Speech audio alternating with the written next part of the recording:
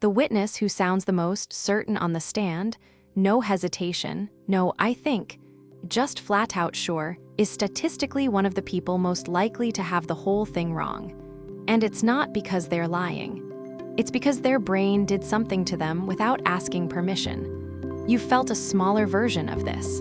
You argue with your partner about who said what during a fight, and halfway through you start doubting your own memory of your own life. You and a sibling retell a childhood story so many times that you now remember a detail, the color of the car, who was standing where, that never actually happened.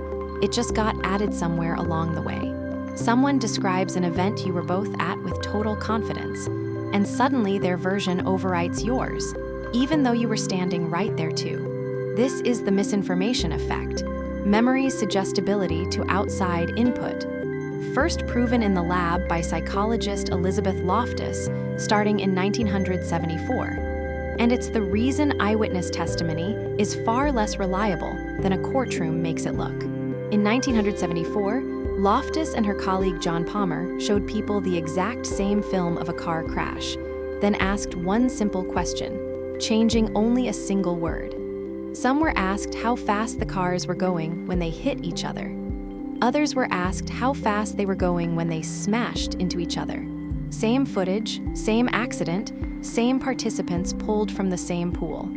The smashed group estimated speeds nearly 9 miles per hour faster on average. Then, a week later, Loftus asked everyone if they'd seen broken glass at the scene. There was no broken glass in the film. The smashed group was significantly more likely to swear they remembered it anyway.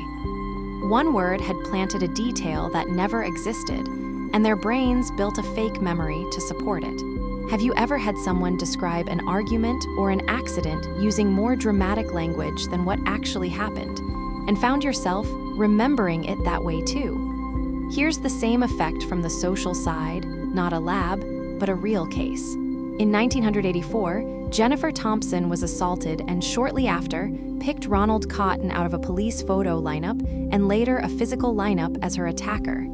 She was confident, not shaky, not unsure, confident. Cotton was convicted and served over a decade in prison. But researcher Gary Wells, who spent years studying lineup procedures, found something disturbing. When a lineup administrator gives a witness even the smallest confirming feedback, a nod, a good, that's who we thought too, the witness's confidence shoots up afterward, even if their memory hasn't gotten any more accurate. It happened here. Thompson's certainty grew over repeated viewings and interactions with investigators who believed they had their man. In 1995, DNA evidence proved she had picked the wrong person the entire time. The real attacker, Bobby Poole, had been sitting in the same prison system for years. Thompson wasn't careless or dishonest. Her memory had simply been shaped, reinforced, and polished by every conversation that followed the original moment, until it felt unshakable. Have you ever watched someone's certainty about a memory grow stronger over time? The more people around them agreed with it. Here's why your brain does this. Memory isn't a video file sitting untouched in storage, waiting to be replayed exactly as recorded. It's reconstructed every single time you access it, pieced back together from fragments, and your brain fills the gaps with whatever information is lying around at the moment. A leading question, a friend's confident retelling, a news report's dramatic word choice. Confidence itself is just a feeling, generated by how smooth and familiar a memory feels to recall, not an actual accuracy meter.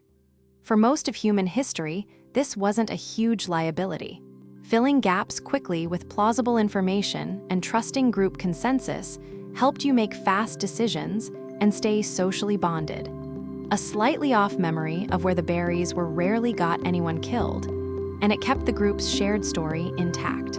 But in a courtroom, or in a fight with someone you love, that same shortcut can put an innocent person in prison or convince you that you're the villain of a story you're actually remembering wrong. So here's the practical move. Before you trust a strong memory, especially one that's been retold, discussed, or corrected by other people, ask yourself one specific question. Did I know this detail before someone described it to me, or only after? That 2-second gut check separates your original memory from the narrative that got layered on top of it later. It won't make you doubt everything, but it'll catch the moments your memory got a little too much help. So tell me, has someone ever convinced you of a memory that turned out to be completely wrong? Or have you watched someone get more and more certain about something the more people agreed with them? Tell the story in the comments and tag the person in your life who does this every single time.